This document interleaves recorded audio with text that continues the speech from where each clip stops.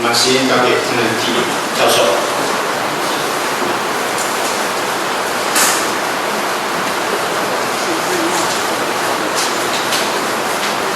弟兄姊妹平安。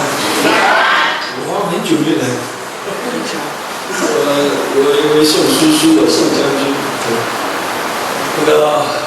我们一起做个祷告好不好？第一堂好像他们是不是年轻人起来？可能比较老的层级一些。希望第二堂有个年轻人一起做祷告。所以说我们感谢你们。11月、12月份是特别的月份，是感恩的，也是圣诞。我们上帝在这2个月中给我们更多恩典的信息，让很多人不但是信主久了，变成认识你的生命丰盛的奥秘，还有慕道友没有信主的都有机会接受邀请，能够在这个教会中认识，跟上帝赐福孩儿今天的分享，给我们同在，奉基督的名。我就打我的包控是，后面可以吗？是不是？你不能叫你带不要，要回到我的地方，这是对，这是第一。刚刚不是有4 OK 吗？结果，等一下，可以吗？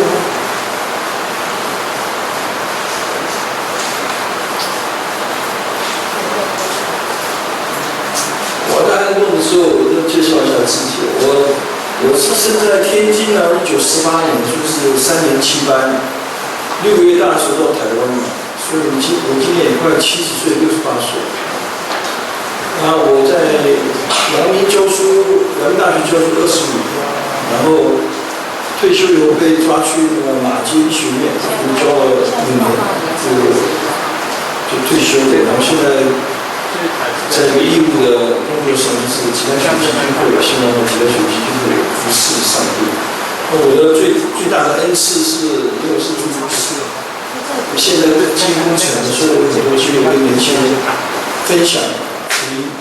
这个是一个非常好的事情。我自己本身很喜欢读圣经啊，我也来过别人跟你们分享过圣经。不过，最大的事情上常常让我做的是，就用我的专业能够来见证主。好像不对，不是很对劲的，不是我的包括。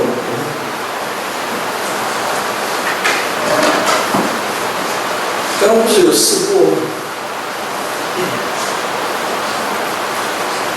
我们应该是应该已经放在那个首页了。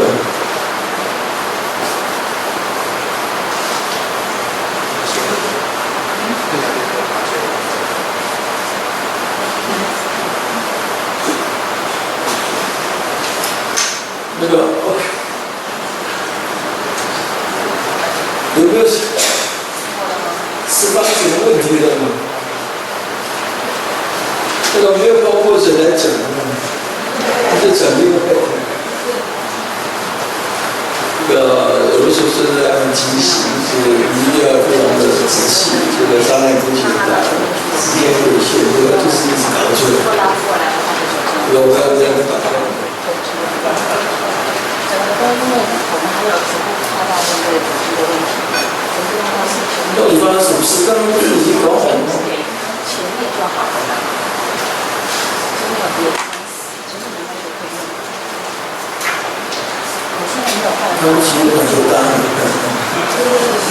好像没办法看，那如果说有卡到我们没有这个地方，如果在那个时候是重复发生，不是我是说发生可能没什么。说不要。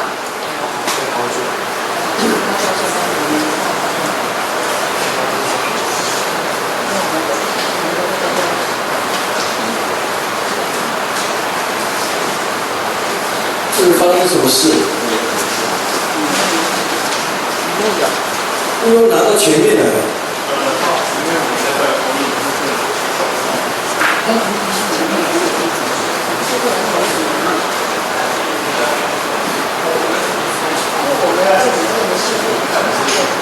不是我看不能讲，他们要看到我。哦。就是我不需要看，我都会背。好，那我就随便讲吧，等你动手，你要拿过去嘛，你就一直动，我可以随便讲，对，我有很多方法。那我今年也做，我2年前做外公啊，很高兴啊，我在美国得救，那个上帝感动我，有个院长叫做韩伟，叫我们来服侍，是我在养羊。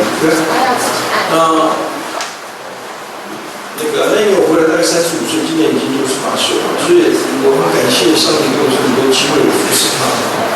那我记得我这个最有趣的事情就是我在美国的时候，在读博士的时候我太太就怀孕，我跟她去做波士大那年她就怀孕，我就发现我们人在骑上都很紧张的，因为骑上你看肚子大起来，你不知道里面是发生什么事，我们对生命其实并没有很多的掌握，所以他常常就晚上做梦，梦了去不保疗，我醒来就跟我说，我刚刚梦到我的孩子没有耳朵讲，过2天又说多了一个手指然后过2天又说没有眼睛，我每次都吓得半死。我说为什么会这样子着梦呢？他说这个我不知道在里面干什么。然后世界上的图片那么多，生出来可能都是怪胎。好，像我只好一直安慰他。他后来生出来哇，好可爱一个小朋友，有些事情我们一直感谢主这样。他后来就生了一个女儿，又生一个儿子，女儿取名叫做传慈，儿子呢取名叫传约，他新约旧约都可以，反正都传约。那我们回来以后，他们在台湾长大，他们很爱台湾那就跟小朋友一起上学，然后到了硕士班。那后来有一个男生很喜欢他，就一直追他。他本来不太喜欢那个男生，后来我跟他讲有被人家爱是好的，再耽误下去很可能很危险。就他就听我的话，就嫁给他，然后他们2个就要生个孩子，就怀孕因为我的那个女婿现在要去美国留学所以他们就一起去那个花市，他们就怀孕了，他就跟我讲，他们怀孕了。后来我发现，他跟他妈妈是完全一样的，就是都会做噩梦，怎么搞的？然后就说我梦到孩子生出来有缺陷我又跟他安慰他。后来我就跟我太太帮他坐月子，然后生出来一看，哇，还是很可爱。所以我有时候常觉得我们人其实对生命其实并没有掌握。你如果做父母亲，你都很紧张说，这个一切都很正常。所以我常讲，如果一个孩子生出来居然不是一个什么3728克的贡丸，这是很大的神机，听懂不是一个3728克贡丸，你跑去一个妇产科，一接生一看，3728克贡丸一个，受精卵对细胞一直分裂，生出来以后一看一坨肉，贡丸，这真太吓死，对吧？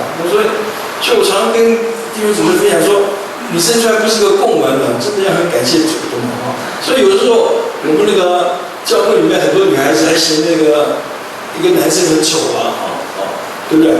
我女儿照镜子的时候，我每次看到镜子里面我自己都觉得自己很丑我就常跟他们讲说，你下次照镜子我看到一个男生一个女生觉得他丑，那你早上起来照镜子就要挂一个贡丸，然后唱首歌说，我本来长得像贡丸，现在长得像这样了。我就问那个镜子说，镜子，谁是世界上最美的女生？那个镜子一定会说 ，compare to 贡丸。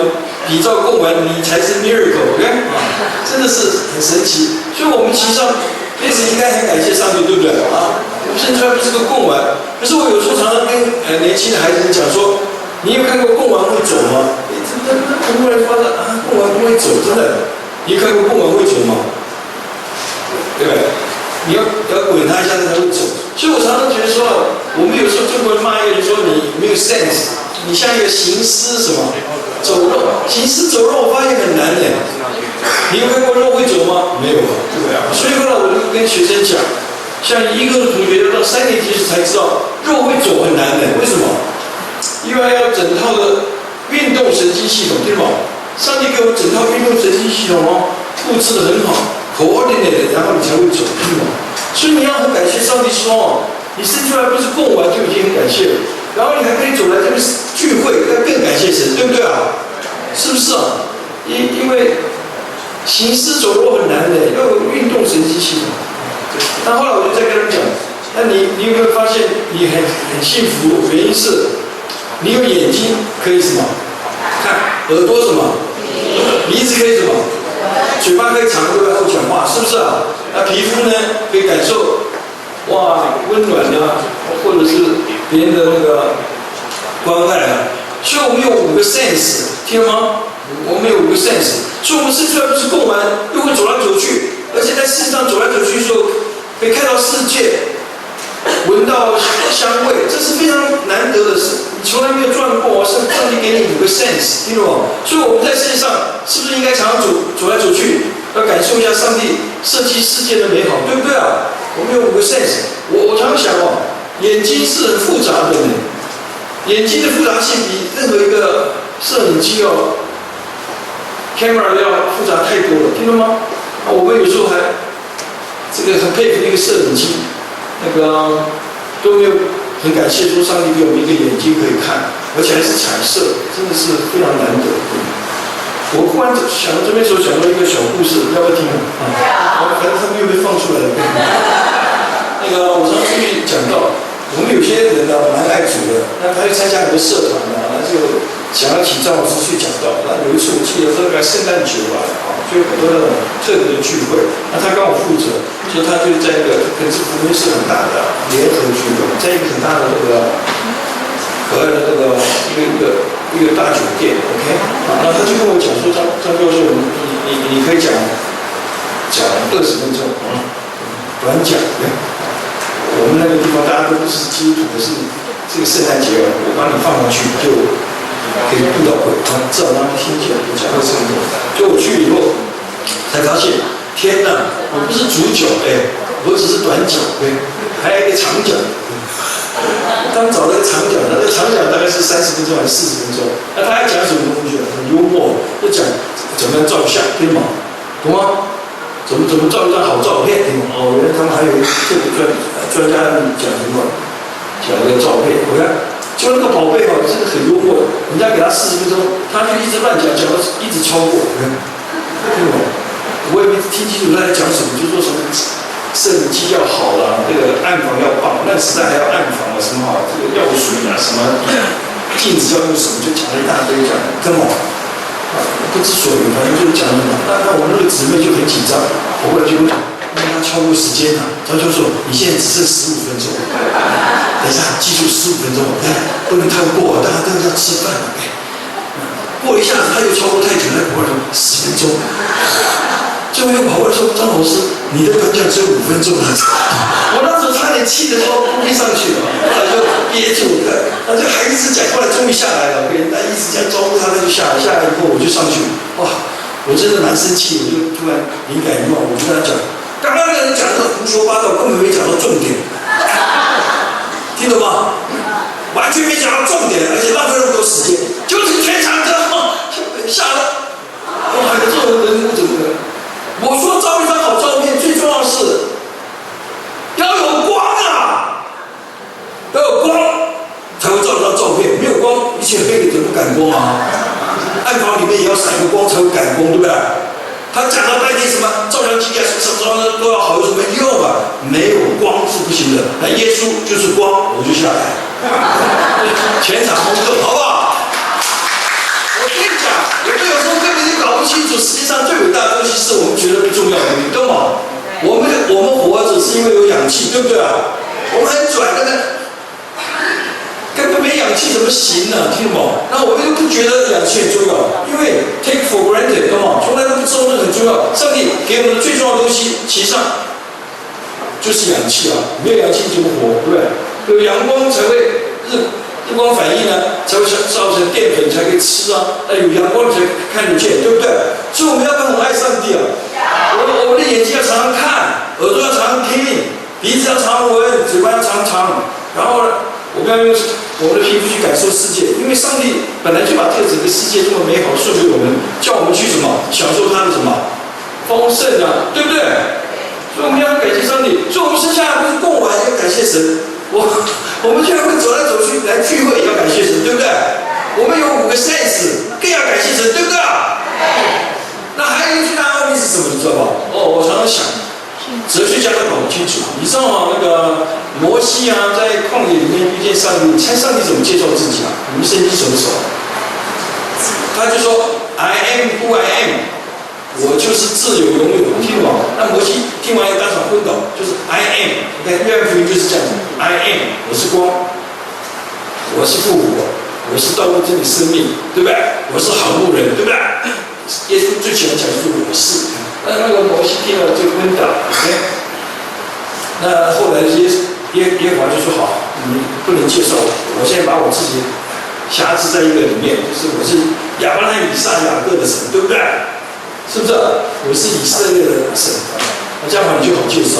所以我们的神最伟大的是创造世界，可是他把他自己放在一个以色列的支派里面，把耶稣基督带进来，这是非常神奇的。所以我常跟那个很多人开玩笑的说，你猜啊，上帝是照他形象造我们，对不对？是这样。所以你猜，他说 I am who I am， 你猜啊，你是照他形象造的，所以有一个特质是什么？你也是 I am 什么 ？Who I am， 就是一个你会有一个 sense of self。刚刚我们要讲运动神经、知觉神经，可是有一个 sense 最神奇的，哲学家都搞不清楚，就是 I have a sense of myself， 就自我意识。要记住，自我意识就是你突然发现了，上帝爱你到一定是把这个生命啊全部都送给你，哇，这完全不是一坨供完的东西送给你，听懂吗？让你可以走动，让你有 sense 啊，然后就说现在呢，你就是你自己，懂吗？懂吗？这是难得的，你有没有想过啊？这整个把你换一下子，全部都可以让你管。所以有4个字，上帝给我们的基本人权就是独立、自主，听懂吗？独立是什么意思啊？你就是独立站在世界上面，你突然成为一个人了，懂吗？自己的做主，对吧？如果然后全部给你，然后上帝都说我不管你就给你，哇！我觉得上帝真的很爱我们，他给我们一个生命的 gift， 他造我还送给你，说你现在从此开始就是你自己的主宰。所以你猜台湾为什么想要独立啊？因为基本人权啊，每天都很想独立，我儿子也很想独立，每天都想从我的身边独立出来，对吗？是不是啊？所以有 a sense of self 打到第1章好不好？打到第1章。那个，所以我后来发现，难怪人很自私啊。为什么？因为我永远都从我的角度去看世界，听懂吗？我们呢，上帝给我们一个最大的奥秘是，我们是自己是自己的主宰，所以呢，我们就会从自己的角度去看世界，所以我们就变得非常的自私。可是，我也感觉上帝很爱我们，就是说，我们从我们自己角度看世界的时候，所以还提出解释。所以你猜人和动物最大的差别是什么？我后来想了半天。就是我们很喜欢问为什么，听懂吗？懂吗？为什么？因为世界在我们以外，我们在这边，那我从我的角度去看世界，那当然是不明白啊，所以就很喜欢问为什么，对不对？那动物绝对不会问为什么。你看到一只羊问，有人抬起头说：“我想一个哲学问题，我为什么要活着？讲生命的意义是什么？”然后你跟他讲涮羊肉。那一只猪呢，也突然。问一个生命的意义是什么？我为什么活着？你跟他讲卤肉饭、金华火腿。可是只有人呢最喜欢问为什么。所以你猜啊，我发现我的那个小外孙女啊，她提倡生出来不是够玩，后来滚来滚去啊，又有很多 sense， 天天乱叫。可是最麻烦的是她家人跟她妈一样，就是每次问我说为什么要吃牛奶？为什么要上厕所？为什么不能作弊？为什么不能打人家？听懂吗？我们很喜欢问为什么，所以人有最大的特质就是很喜欢追根什么？你看他就是我从哪里来，我要去哪里，就是很神奇。狗绝对不会问的，狗礼拜天也不会聚会说唱首诗歌，没有，只有人啊会追根究底，要了解生命的意义，听懂吗？也就是因为这样子，上帝就很想回答我，真的是这样。OK， 好。那我们现在可以开始讲了。啊，我们从基因看创世纪，记住基因这个字啊，是从创世纪来的，这是很多神奇。这么老一个字，这么深的一个字，其实是从创世纪来。我我后来发现，他为什么要取名这个基因呢？实际上是2个字，因为基因可以成为 generated， 也可以成为一个字叫 generation。所以你猜啊，圣经的第一本书一定是创世纪，马太福音呢一定很注重家谱，为什么？因为我们的上帝是创造的上帝，那他就很注重世代。所以我给你这张图，你发现 generating new generation， 一个大狗熊不管怎么样，要生个孩子，如果没有孩子，一切就完蛋。所以耶稣啊，一定会找门徒的，一定要找下一代。你的生命的意义呢，就是要传宗接代，因为神创造基因呢，就是给你去做遗传物质，要去生孩子，这很重要。好，所以我们发现这个特质，不会动的。那边几个人是你们挡道的。那个为什么不能并列？刚可以。好的，不可以。那所以我发现我们这个特质是一样的，就是你做个电脑，你绝对不会只做1代电脑，没有2代电脑。你也不会写那个软体说叫做 Windows 7没有 Windows 8，现在是 Windows 10，对不对？一定要推陈出新啊，这样才行。所以你看那个做电脑写软体多不嚣张，你看，他说我就是道，你看，我的道是天上的星星，我的道是通神的，就可见我们跟上帝很像。我们创造一个公司，做个电脑，绝对不能只有1代，要有第2代、第3代、第4代。因为创造，它有新的东西出来是很重要。说话我发现呢，比尔盖茨很凶悍，他说我是最先哦。你看他我爱说话，因为他就是道哦。他只会讲3个字，成了好的赚。我的电脑用的不好，我只会讲5个字，当了完了，病了衰了，再去买的。不过我如果有2个软体的，那我就会做分类管理，那我儿子呢就可以玩3国演义了。所以后来我发现呢，写圣经的人绝对比比尔盖茨厉害。你看一开始他就说我是最先的哦，然后他说我会创造，你看，然后你看他多爱说话，说了真的说，真的说，没有说，他如果不知道怎么那么多说，然后一说就说好了，成了，好了，你们觉得我们的上帝很厉害？他说我是最先的。我会创造，然后我还说话，我只说成了好了，对不对啊？所以圣经里面只有2本书最喜欢说成了，第一本就是创世纪，最后一本书刚好是启示录，对不对？一切都什么成了。那耶稣在十字架上说什么？成了。那我在十字架上我说什么？完了。有人到教会来就说完了，今天又被抓去了，完了。我跟你讲，你听完我讲到以后，绝对不能说完了，对吧？一定要说什么？成了。因为耶稣是我们信心创始什么成终，耶稣从来不说完了，对吧？只会说成了，只有我们一天到晚说完了，对吧？好，那我们现在看到今天的时候，我们就看这个下面，那到了第5天，就是各种起点。我说难怪圣经那么厚，写1次就学好了。就在那个美国读圣经时候，让念2天，念到26节，神说我们要照我们起家，照我们样式照23各种节。那天我突然发现没有各种节的，可是我第一次发现26节跟25节有很多。原来我们是照神形象造，跟他一类，跟动物不一类，对不对啊？所以我们常骂一个人说你像人吗？你像人吗？应该像神，怎么可能是衣冠什么禽兽？所以后来我发现木栅动物园里面绝对没有个笼子内关人的，对吧？对吧？礼拜天我去做义工。关于笼子，他说我们都是动物家族的，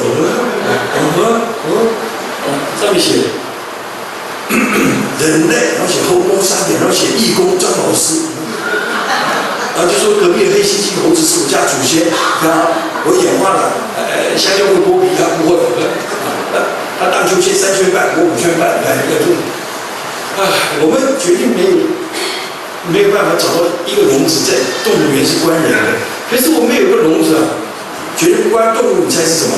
监狱。监狱里面关了2个会性交的猫，光天化日，性交的狗没有。可是我们做的跟动物一样的时候，就关到另外一个笼子，听懂吗？对不对？又没有道德，跟他们不一样，懂吗？这是很神奇的。那我的学生就跟我讲，老师。你觉得人有没有点像猴子？我说有一点。猴子像不像人？我说有点像。他说那你完了。我觉得神有点像猴子，因为他照他形象照我。我像猴子，神人像猴子。我跟他讲，你读错，我再念一次。神说我们要照我们形象，按照我们样子做，是他们什么？管理。所以这边有两个功能出现了，因为说分类还管理，还照我们照你。所以后来我发现上帝有两个形象啊，给我们的。那你猜是什么呢？一起念。我跟你讲，上帝是照他形象造我们，所以我们人呢跟上帝有两个东西很像，就是我们也会创作，听到吗？然后我们也会把事情管得很好。你看啊，这个台子玩 piano， 灯，最可爱是麦克风掉到这里，很有创意啊。这是我第一次看到麦克风掉到中间的，这可能是抓住就背题了。所以只有人会改变世界，我们会从无变有造出很多东西，因为我们的上帝会造东西，听懂吗？所以我们人也会造东西，真的啊！动物绝对不会。你有看到蜜蜂造什么东西吗？没有。我有时候问蜜蜂说：“你住那个六角形房子，会不会觉得很烦？为什么世世代代住六角形，要不搞个三角形，还有菱形？”他说：“没想过，懂吗？”所以动物跟我们人类最大的差别是，它是完全没有创意，懂吗？只有我们会有创意，为什么？因为我们是照神形象造，他是创造者，所以我们也会创造，对不对啊？第二个就是我们造了很多东西，我们就会把它管得很好，看你们管得很好，看诗班就穿这种衣服，对吧？这三个是奉献是穿这种样，你看这个管得都很好，椅子排得很好，这是 management， 这是很重要。我们有两个形象，我们会创作，也会管理。所以你去个公司，你跟你的老板讲。我很有创意，那你老板一定会给你薪水是遮住的，为什么？因为这一定是天才、天分嘛，懂吗？懂吗？这个只有总经理、工程师是有创意，可是你进入公司，你说老师、老板，我没有创意，可是公司不管多大，我都可以管得很好。这个人呢，就叫做总经理，对吗？就总经理不会没什么创意，可是会管理。你跑去跟你老板讲，我既不创意也不会管理，那就是最低工资了。你记得吗？所以这两个东西都要靠上帝给你恩典，因为我们跟动物最大的不同就是我们会创作，同时会什么管理，非常难得。那我们现在就来看一个笑话，有人会告诉我，世界上有什么生物会造这个东西？这个叫马达，一定是马造的。我跟学生讲，这个一定是马造的。就有学生说。老师，你搞错了，这是人造的。这个马看着这个就知道自己的日子已经到了，不会有人再骑了，对不对？这马力很强。那我就跟他讲，你造的马达肯定是跟上帝偷学的，上帝早就造了马达。他说哪里会有？我说在这边啊，在这边啊，这边啊。他说不可能。那你给我看看在哪里？结果我就给他看，在这里。你看，就在戏剧的尾巴，你看，这边有个马达，这边一个被子不小，一条看到了。你如果看上面那个马达的话，它过不去了。这个好像过不去。你看这个马达，它后面很重哦，杠杆很小，为什么？你要第四个螺丝钉让它不能动的话，它才会旋转单方向的10万转。这个叫做工业大革命，对不对啊？就是重的不能动，细的才会动，对不对啊？可是你看上次造的马达就很好笑，它既然是小的在这里哦，这个长度哦，而且是实心的，所以你猜这个重量是这个多少倍？1500倍。你知道这个马达怎么转吗？我告诉你好不好？是真幽默。它这是小的在这里，它长的在这里，它是怎么转？你知道吗？它是一下子向右转10万转，当场打过来向左转10万转，还会上下震动，气咕咕这样游的。我讲完以后。那个机械系的教授马上当场昏倒说：“不可能，说的是怎么可能？小的不动，长的会动，不可能，这违反物理学定律，对吗？”所以他就在问我是说，教授说小的不动，我说不动；长的会动，长的会动；重的会动，重的会动；左右乱动，左右乱动；上下抖动，上下抖动。没有电池，没有；没有电线，没有；没有螺丝钉，没有。不会生热，不会；不会烧毁，不会。24小时一直动，耶；365天一直动，耶。我讲完那个，他说：“那个你们的上帝如果来我们机械系，我都当掉了。”他可能拉我一把，他就问我说你学什么？我跟他讲我学基因工程。他说那我学什么？我说当然是土木工程，看上去又土又木，或者是这太空工程又太又空，电机工程快要没饭吃。所以你猜张老师为什么很敬畏上帝？因为我学基因工程啊，学这个，注意看啊，我们最近很厉害，可以把所有上帝造的东西啊都解码。因为上帝创造者，我们是创造者，上帝要我们认识他，追根究底，所以我们会做科学。当我们追根之后，就把所有深入的基因啊都解码，听吗？解完码以后，我们才知道，原来啊细菌的造一个小马达有很多蛋白质，每个蛋白质是上帝写好的一个基因，而你如果做出来的话呢，就给它一个名字，对不对？你看这么多名字哦，每个蛋白质都是用基因做出来的。就有趣的是啊，你如果照那个蓝图的基因做出来，你把所有蛋白质放在试管，你只要摇一摇，所有蛋白质都就定位，弄就变成一个马达，听懂吗？懂了吗？自己会assemble。他就看那个细菌表面，然后看这条边毛超过天花板，这个上面这个会动，下面这个自然会脱落。你有没有觉得很震惊啊？会不会？会，好可怕。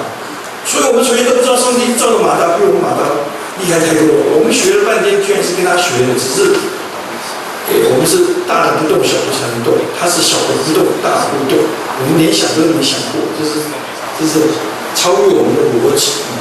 那我们人也会造针头，你看，可是上一脚就造针头。你看我们造针头像这个，这是细菌表面，我们放大很多倍，看到细菌会造针头。上帝给它4个基因哦，红色、紫色、黄色、绿色。做完以后，放到细菌表面，戳到你的细胞，要把这些东西打进去了，你就会发热，登革热。你记得吗？我们从来都不知道上帝会造针头，我们学的针头居然跟他那么像，所以你看这一章的时候，你会觉得很像。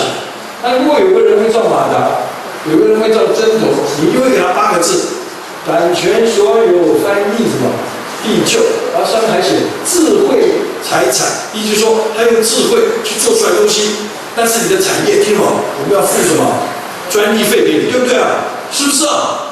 我们很尊敬他。可是如果有个人会造马达，又要造针头，那上帝造的马达，你看这么漂亮，我们昨天看见，现在看见，上帝造针头几千万年前就有了，我学他的。有人居然说他看不见上帝。我觉得你真的是很秀逗你，懂了吗？所以我们呢，到末世的时候，就像但以理女书讲的，知识增长，充满世界，我就会看见上帝，听懂吗？懂吗？所以你猜张老师为什么会信上帝？这很简单，你知道中间有个约伯，你们听过？他的名言是什么？我从前，现在居然是什么亲眼的。所以我发现啊，我们的上帝不是不科学，只是我们不超科学，所以他造的所有东西这么微小，我们从来都没看过，听懂吗？我们看见的时候才知道它的存在是这么的奥秘，你听懂吗？这是真实的啊！所以我们的上帝是非常伟大。好，第二个我来讲的就是时间。第二个形象是什么？管理啊！我们不但会创作，而且会管理。有一次我问学生说：“我们的管理形象在哪里？”他说：“老师，应该是在 supermarket。”我说：“为什么？”比如说 supermarket 我们管得很好 ，There's a supermarket, I got super many goods， 我很多东西，对吧 ？I got a super computer， 对吧？你是 super 红外线，对不对？对不对？然后就刷的 ，super speed，everybody 算完账就出去，对吧？哇，看我们管得多好，对吧？结果后来发现，管理的形象是真的可以看见在哪里，在这里，你看，就这样，对，每个东西都有线嘛，对不对？红茶、冬瓜茶、咖啡都有线码，味全公司有特别线码，对不对？真的有形象啊！可是我老发现，圣经没有写错啊。你看，重男重女啊，2个染色体的基因都分开的哦，每个染色体啊都不一样长短的。重男重女的，如果是演化的话，这些基因应该散在里面，结果没有了。男的是一条染色体，女的是一条染色体，这是各种情况。所以有天晚上，我把这2个放在一起。我发现真的很像，你看，上面是线条，这边下面也是线条，对不对啊？很像。上帝造茶树，管茶树，我不会造也不会管，管不好就会绝种。可是如果有茶叶，你看，上帝管茶树，我就管红茶。上一管冬瓜，我们管冬瓜茶；上一管咖啡树，我们管咖啡豆、咖啡；上一管 Super World，我们就管 Super Market，对不对啊？我们跟上帝很像，上帝要在细胞核里面管染色体，管得很好。那我们呢，在 Super Market 跟他一样的，很好，真的啊。所以生命记讲得很对，他说那个隐藏的是属于耶和华，是在细胞核里面。明显的属于我在 supermarket 看，只有我们人类会这样管世界。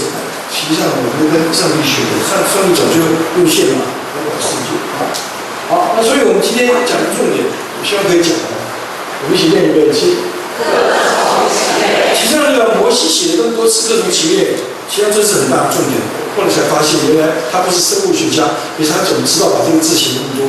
所以我后来发现这个是可以辩论的，因为这是一个真理。我跟杨明的学生讲，如果科学家发现的真理跟圣经上写的最重复的真理是一样的话，那你不是证明圣经是对的吗？那你为什么不是信主？他说真的吗？有这可能吗？我说有。结果我就跟他们看一看，那我今天就跟你讲，看这是我用的图啊，生物课本，这边有两斤鹿哦，外观都很像，后面露白了，一个在中国大陆，一个在印度。那如果以达尔文来看，他们觉得是一个，可是我们分子生物学就发现不是了。我把那个鹿的细胞核打开，才发现上面有这个鹿这么多染色体，这只鹿只有4条染色体，对不对啊？所以你如果看染色体，马上知道这两只鹿绝对不会交配，为什么？因为染色体上面给的根本就各种什么，其实是真的哦。啊，这边有两个豆子也是这样。豆子在这里，看这两个豆子外观很像，可是染色体，一个上面给那么粗哦，另外一个上面给那么细，完全不一样，而且数目也不一样。所以他们就写了一个句子在这里，是科学家写的哦。那我怕你们看不懂，我就把它翻成中文，我们一起读中文对齐。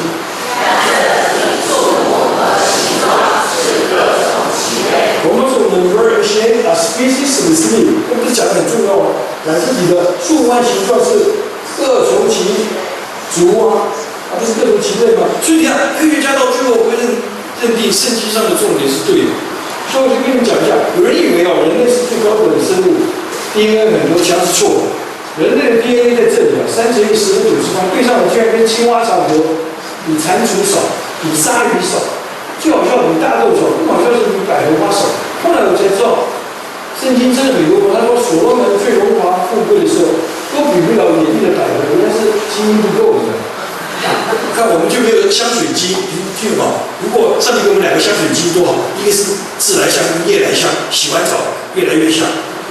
那我们还真的省很多香水钱，对吧？那我们就去跟那个花借很多香水，撒完以后还是不香，有没有？听懂吗？我们也没有飞行机，听懂吗？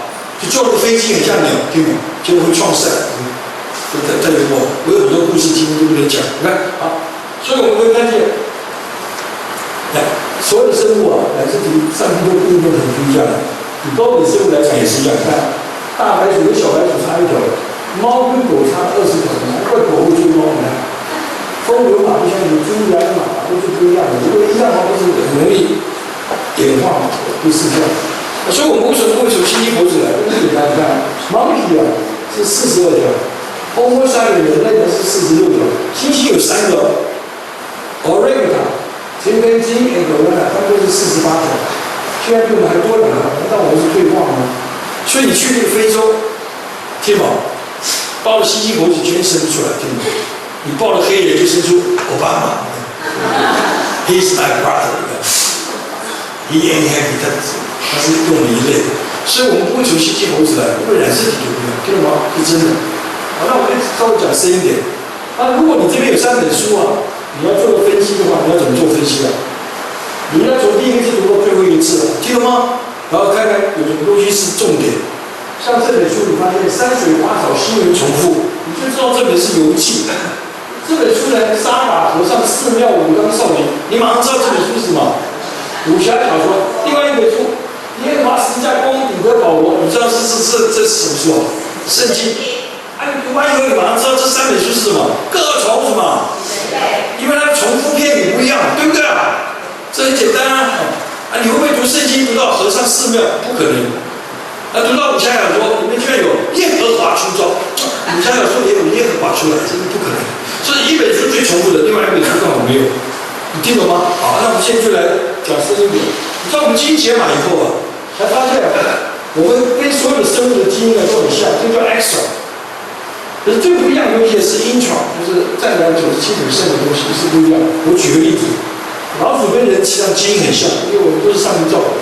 老鼠有4个基因，人也有同样4个基因，可是排的不一样。你看，1、2、3在一个，4在另外一个。人的话就是1、4在一个，2、3在一个，这个就已经很奇怪了。可是最不一样的就是这个蓝色的东西，老鼠的蓝色的东西一直重复。人没有，人的橘黄色都重复，老鼠居然没有。所以我们从前就做错实验，为什么？因为我们把老鼠跟人呢的蛋白质拿来电泳分析，就发现图谱好像，懂吗？可是最近我们有新科技啊，就把老鼠的 DNA 和人类 DNA 拿出来分析，把它切断，然后一跑，就发现糟糕了。这老鼠的蓝色东西啊，因为重复都有个看见，人的是橘黄色，跑到另外位置，所以你照照片，你马上就知道。人跟老鼠是各虫子嘛？你只要摸到 DNA 就知道它们是各虫子嘛？不要看外观哦，这是很重要的。好，所以讲到这边的时候呢，我就讲个小故事。我有一个学生啊，他每天都觉得我很烦啊，因为我自入性行销，跟他讲圣经的真理，他就很生气。他有一天就跟我讲，老师，我们实验室有2只虫子，这2只虫子染色体都一样，蛋白质都一样。他们一定是一类，如果我证明他们是一类的话，你怎么办？我说我知道辞职了。那我说那你如果你错的话怎么办？他说我不可能错，不可能就嚣张。我说万一错怎么办？不可能。我说万一错怎么办？他说那这样子，我就决定了在你实验室免费做奴工1辈子。我说好。后来我想这样对他太宽待了，因为我只会活80岁，他就会解套，而且照圣经呢有个喜年，50年就要释放奴隶，对不对？他自然就解套。就我就跟他讲，这样子太便宜你。你如果输的话，就要跟随耶稣。他说为什么？因为我说耶稣是永远活着，你就1辈子做奴隶。他说那怎么做他奴隶？我说很简单，你输的话，那边有个池塘，我把你丢进去洗，受完洗你就会做他1辈子奴隶。结果你猜比赛结果是谁赢？当然是我赢。他早就哈利路亚。他的论文很幽默，你知道吗？他把很多虫子 DNA 抽出来跑一下，你就看见了，越亮的就代表 DNA 很多，那各种都亮度都不一样，真的各种结。那最好笑的是这2个虫子很像的，他跑完以后就拿这只虫子最重复去看，如果是重复的话是这样的 ，DNA 是双股的，它会粘上去就不会下来，就变成黑色，听懂吗？懂吗？啊，如果不一样，它就不会粘，就洗掉了。所以他做完实验以后，他非常吓人。他发现其他虫子熊都不会粘的，自己会粘上去，从头到尾都粘的。你最好笑话是，这只虫子跟它这么像，连一个差别都没有粘上去，整个都是白色。他看完以后，脸色很苍白，说：“老师，这怎么可能？”我说：“受洗吧。”他做了3次，每次看一个重复片里，都是这条是黑的，别人都是白的。他最后终于被虫子打败。真的，你只要真的科学，你就被虫子打败。所以他后来就居然发现2个虫子染色体一样，蛋白质一样，居然基因不一样。你看，对不对啊？你不觉得我们上帝很伟大啊？你们到底听得懂吗？这个？我要想快一点。我们现在在解码以后才知道，基因只占了3%，其他都是重复变异啊。懂吗？刚才我讲个有趣的重复变异，就是我们细胞分裂的时候，那个染色体要缩起来 ，DNA 要缩起来，它可以好才能分裂。可是缩的中间居然不打结，这很神奇。它弄好以后，上帝就会造一个红色的钩子来勾它，然后把它拉开，注意看在这里，它们全部开始就好多钩子就来勾你，合在一起，然后拉起来，拉开就变2个细胞，然后变2个细胞以后 DNA 再散掉就开始工作，有听懂吗？然后我们就发现这个是一个最伟大的各种奇类，为什么？因为我们发现这个钩子来勾染色体的时候是1 to 1的，上帝设计就是人的钩子勾人的染色体。猩猩的钩子勾猩猩的染色体，听懂吗？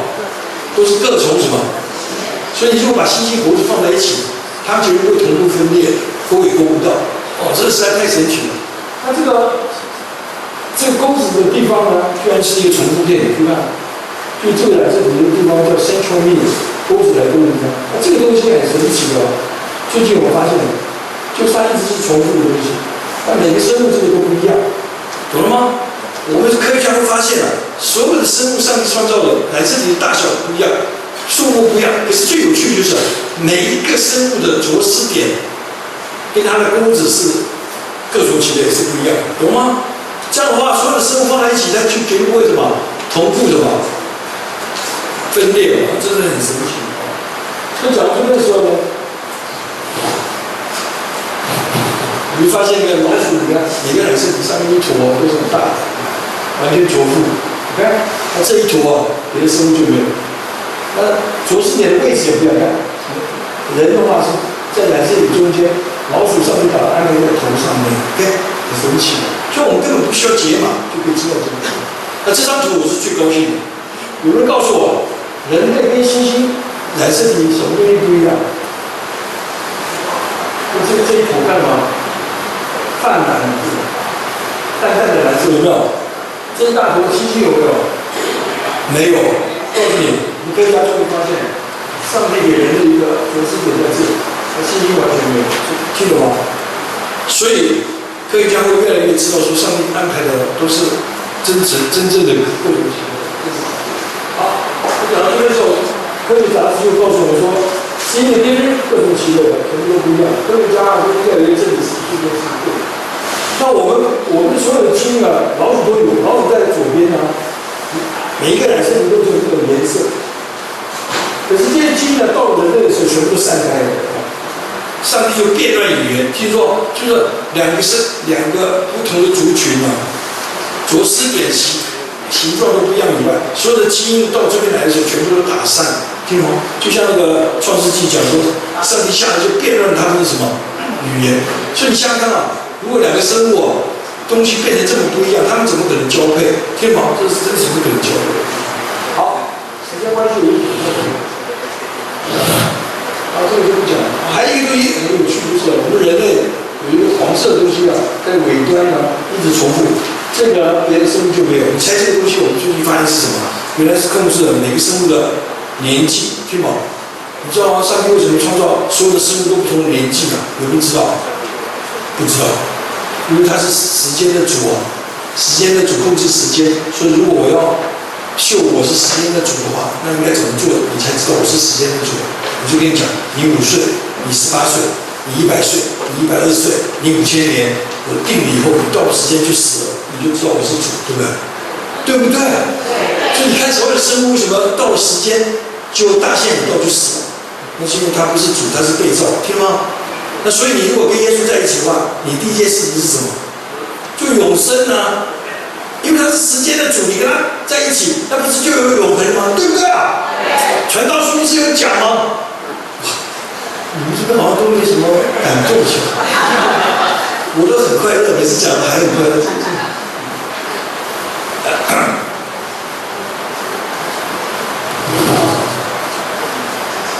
那我们这个科学杂志居然会到很后面时才知道，前边既然人类的染色体生存率是不一样，这是太幽默了。好，那我们现在稍微讲快一点，你知道为什么我们染色体要线条？是因为它要做减数分裂。因为你知道我们身体有2种细胞，一种叫皮细胞，一个叫生殖腺的细胞，对吧？那生殖腺细胞的小学生老师会告诉你说，你生孩子的时候染色体要先减一半。男的减一半，女的减一半，那精子卵子结合的话，就回到同样的数目，懂了吗？你听懂啊？叫减数分裂，听懂吗？不然的话，染色体就越来越多。可是后来我就发现，染色体连眼睛怎么会减一半呢？所以你知道我们生殖腺染色体要排队，难怪染色体要长短的，因为长的排长的，矮的排矮的，如果排错就完蛋。所以它不是大风吹。那大风吹是怎么看？3个在一边，1个在一边，一个拉开了，一个3个，一个就缺套。所以你猜我们身上所有地方都可以照 X 光，最多是得癌症，只有一个地方不能照 X 光，你猜是什么？就是生殖腺。因为照完以后，染色体变的话，就会传出什么接代，因为你从生殖腺去生孩子，你听懂？你听懂吗？所以没有人呢真正相信演化论。有一次我问阳明的学生，你相信演化论吗？他说他相信，这是真理。那我说那你为什么不使演化快一点？因为演化的定义就是突变就是演化的原动力，对吗？突变有演化就原动力，而且要天择，人类就进化快一点。那我说你为什么不让人类进化快一点？他说怎么做？我说很简单，你生下来第一天就请你妈妈买个钴60，每天做出来，做这边还有效，做这边得癌症，一直造了乱七八糟以后呢，就生出个 ET 跟 ET 结婚产生 ET 国，ET 国取代人类的时候，那你一定是 ET 国的国父啊，很有贡献。所以我们的学生自幽默，脑袋相信突变是演化的原动力，跑去 X 光科的时候都躲在机器后面，还穿个铅衣，重的钥匙走不动，就叫病人去照 X 光，自己躲在后面。我跟他讲，出来吧，一起享受突变的原动力，他们还是躲在那里，知道吗？真的很幽默，你记得吗？所以有人讲说，淡水河的鱼啊，都变得很怪，那以后那个鱼就变得很怪，这根本是生物学没有读过的。淡水河的鱼变的东西都是体细胞的嘛，懂吗？它如果生殖腺没有变化的话，生出来还是正常的，听懂吗？你有没有听过一个台语说的，那个坏竹子会生什么？坏竹子生好笋，对不对啊？所以你外面搞得乱七八糟，生殖腺是好的吗？还是生出好的？听懂吗？所以那个拉马克学说是乱七八糟讲的。他说拉马克学说是什么？就是一只马为了吃了高树叶的叶子，就一直撑脖子，最后就演化成长颈鹿。这是什么理论呢？拉的是脖子，也没有用脖子去生，对不对啊？东南亚有个国家，他们很残忍，把他们的孩子，学女孩子，每一年弄一个那个圈子，弄那个长脖子，你搞啊！我们照 X 光的时候吓死了。关节没有增加，肌肉和神经和骨头都拉长这样子，可是他们生出来还是矮脖子，演化到现在还是矮脖子，一直拉。如果清朝皇帝把我们台湾人绑小脚，绑到现在我们都没有，就变小脚徒，那打死我都不信。所以你不要被他们迷惑，有听懂吗？我可能讲不完，我到什么时候是9点45分啊？我讲快点，所以马是马，驴是驴啊，圣经写的创世纪是各图其类。我们顽皮的就把尺码雄鱼交配就变成罗。我去访问罗先生，罗先生你是不是新种？结果罗先生居然跟我讲我不是新种。我说为什么？因为他说新种的定义是在自然界里不要强迫我就自动交配就会生出同样的个体，那个体在个体交配产生很多个体，那就是新种。那我跟他讲，你们的螺那么多，难道为什么不是新种？他说我告诉你一个笑话，我们每只螺跟螺结婚都没生出螺，听懂吗？我们每只螺都有一个死马做爸爸，雄鱼做妈妈。OK， 你说驴不驴？我说真的很驴啊。我说你发生什么事？他说我听了张老师讲了以后才知道，我们这个螺啊有2个染色体，一个是马给的，一个是驴给的。到了解数分裂的时候就乱排队，听懂吗？所以基因就乱了，就生不出来。所以后来我发现，你永远要记住，如果基因不是上帝创造的，就不会有 generation， 就不会有下一代，听懂吗？所以螺是断代的，对不对啊？因为马跟驴是上帝造的，螺是你造的，对不对？那它就基因不对，它就不会有下一代，对吗？所以你开个玩笑说，你把老虎跟狮子配，你就会胎哥跟蓝鸟就变胎狗了，一只小猫。你把乱搞的话，狮子跟老虎配就变成来个就是一直长很大，一直长下去。可是他们2个虎狮狮虎都没有后代，听懂吗？绝对没有后代。好，讲到这边的话，我要讲快点。请问你啊，如果这边有3个电脑，你要做个研究，说3个电脑之间的关系，达尔文一说它很像啊，都会吐指头，都有荧幕，都有电线，键盘的输入就可以知道它们是一类 ，A 演化成 B，B 演化成 C。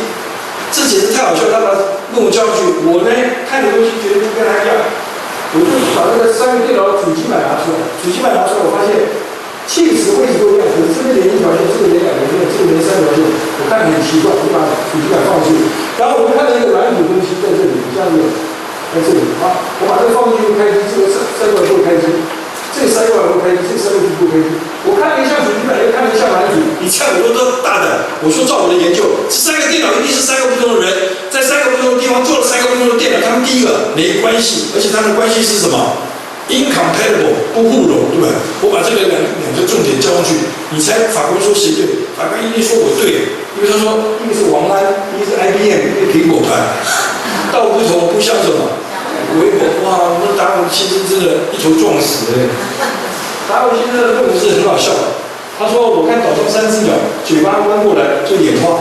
这个人是在开幽默的，他是艺术家，他都不知道鸟有细胞，细胞核里面有染色体，染色体大小、数目、形状都不一样，听懂吗？懂吗？如果他仔细研究，他发现第一只鸟是游记，第二只鸟是我想想说，第三只鸟是什么？圣经，他真的是各种其类。好，讲到这边的时候，你就发现我女儿的大学课本讲演化论的时候。”居然最后一章啊，就打了自己一个耳光，他大惊失色，跑来跟我讲：“老爸，这3只鸟长得这么像，达尔文不会说一类，马斯也会觉得一类，可是为什么课本上说它是3类，而且写了个句子，我们一起念：They do not interpret， 因为他做了很多实验，这3只鸟多像，永远交配不出来生孩子，听到吗？懂我的意思吗？犹太人的基因是不一样的，对不对啊？”对哦，所以你看创世纪是对的嘛。好，所以讲到这边呢，最后我想，有人讲说细菌微生物会演化，这也是错的。我是细菌系的，我们常常解码，就发现细菌呢 DNA 差了几千倍、几百倍哦。如果2个细菌蛋白质一样，你猜什么东西不一样？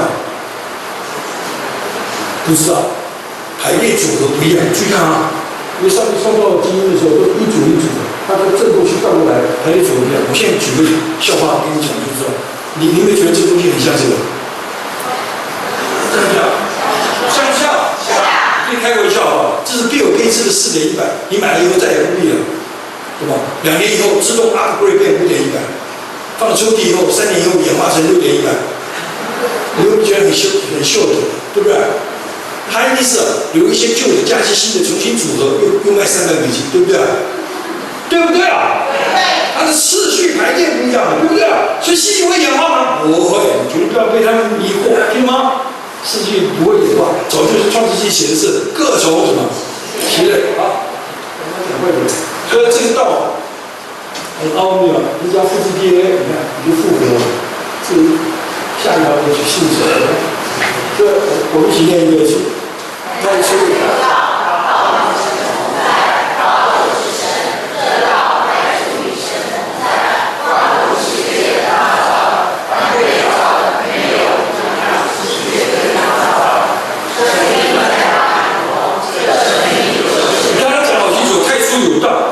上帝，也就是 DNA， 他说他用这个东西造万物啊，每个都是他造的，然后呢，造完以后就会演出生命，然后你不知道的话就不会接受，也不会认识。可是我最喜欢的还是14节，我们前面一个是道成肉身，住在我们中间，周遭没有人这个有真理，我为了劝说他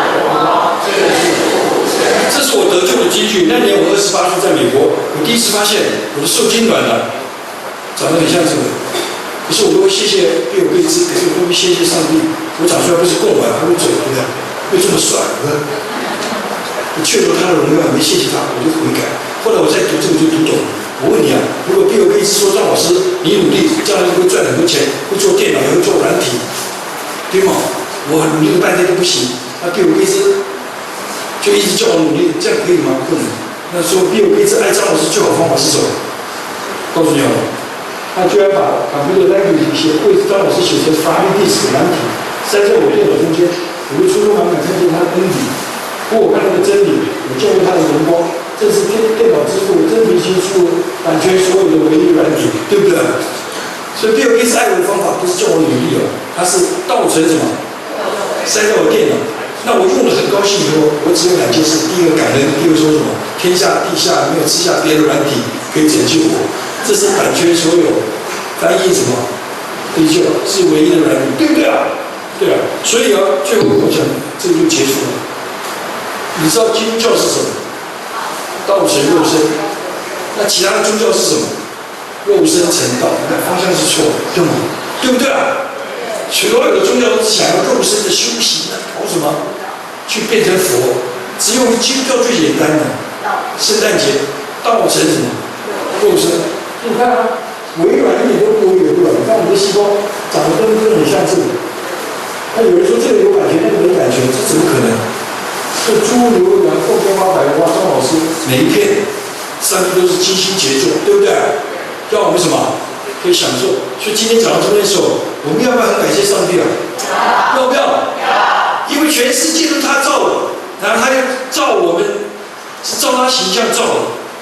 创意，有管理，然后我们有五官去看世界，对不对？啊，你们觉得上帝很爱我们？